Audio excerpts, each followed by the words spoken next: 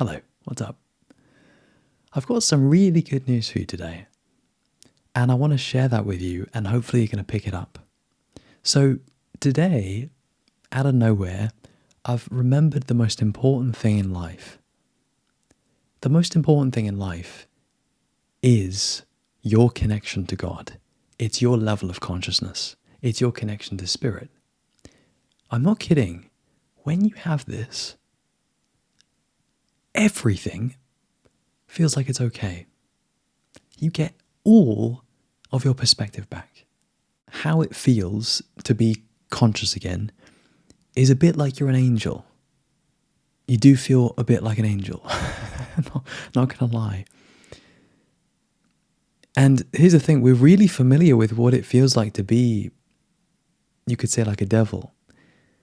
Devil is symbolic for ego. So you know how it feels to be selfish. You know how it feels to be really dense with ego, right? When you're conscious, you feel really pure, really light, really bright. You just feel loving. You feel quite empty of your ego. Because usually having an ego is a lot of work, it kind of weighs you down. But when you're conscious again, you feel a bit weightless. You feel quite formless. Like you could just merge with anyone at any time. What I mean by becoming one with someone or merging with someone, and how that's even possible, is when you're so light, fluid and formless, because you're so conscious, your identification with yourself and the consciousness that you'd usually have on yourself, that kind of self-consciousness, fades away. You become this beaming presence, and that's projected outward. And so whatever's in front of you is your world. That's your reality. And for a second, you can just totally inhabit someone else's world. And again, when you're conscious as well, you become really curious. Things are fascinating.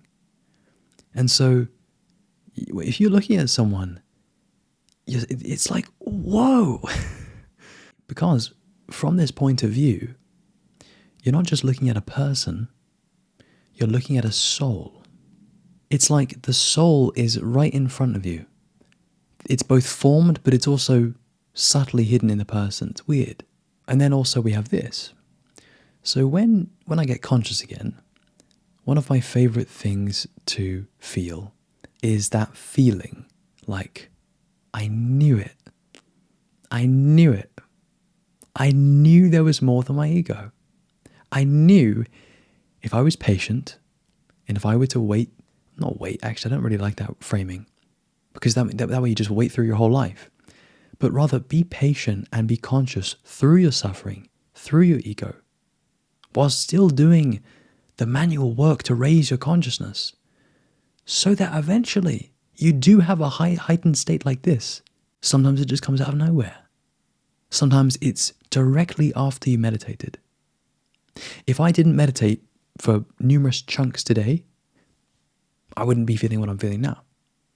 Because sometimes it just comes out of nowhere and you seem to channel God.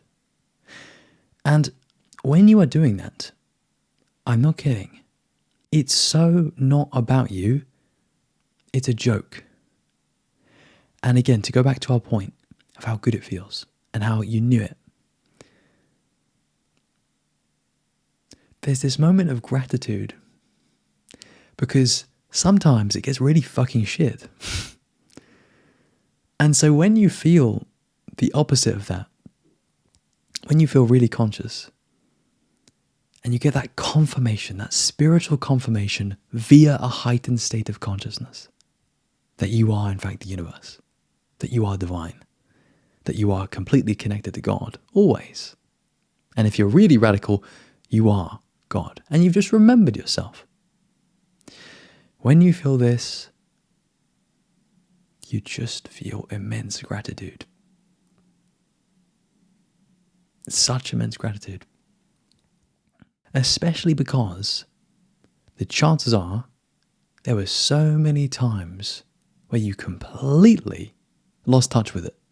You completely forgot about it. You might be the most spiritual person but you might have completely forgotten about consciousness work, about higher states that you can feel. But it's weird. Here's why it's weird. Because part of you, has this huge relief. Oh, thank God. I am connected to God again. But also, there's another part of you that doesn't even feel the relief. You know why? Because you are identified as God. And God is like completely content, regardless. So, in other words, your lower self is like, oh, thank you. I'm receiving and being nurtured by this love. But also, you have this other part of you, your sort of higher self, which you are remembering and tapping back into, that is already whole and complete. In a certain sense, you're like not surprised. It's not a surprise to feel like the universe, to feel conscious again, because that is your nature. You know? Really, this is what's happened. You were never not it.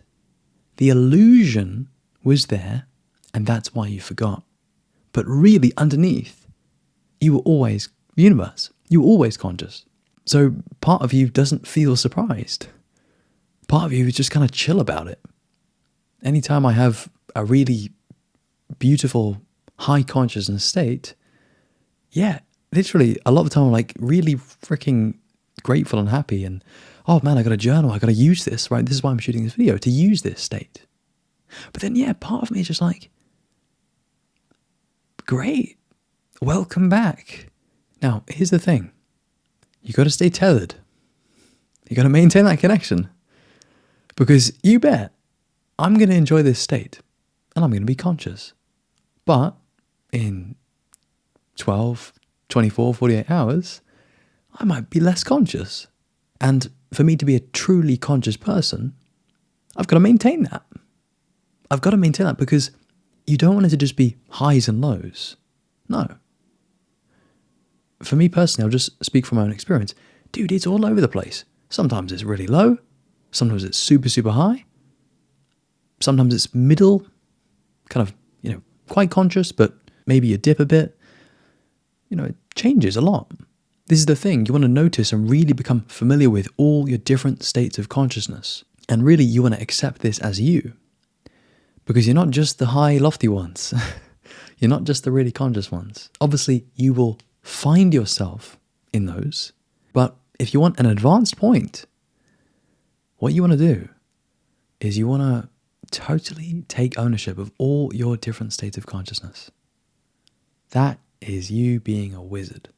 That is you being a master of consciousness. Beautiful.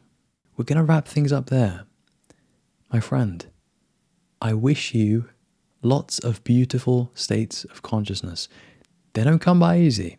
You're going to spend 98 or 99% of your time probably in lower states of consciousness. And that's okay, that's life. Dude, it took me ages to accept that's what life is. And I'm still accepting it. But sometimes you're going to have some really beautiful states and you can enjoy them. My friend, lots of love. Take care. And as always, peace.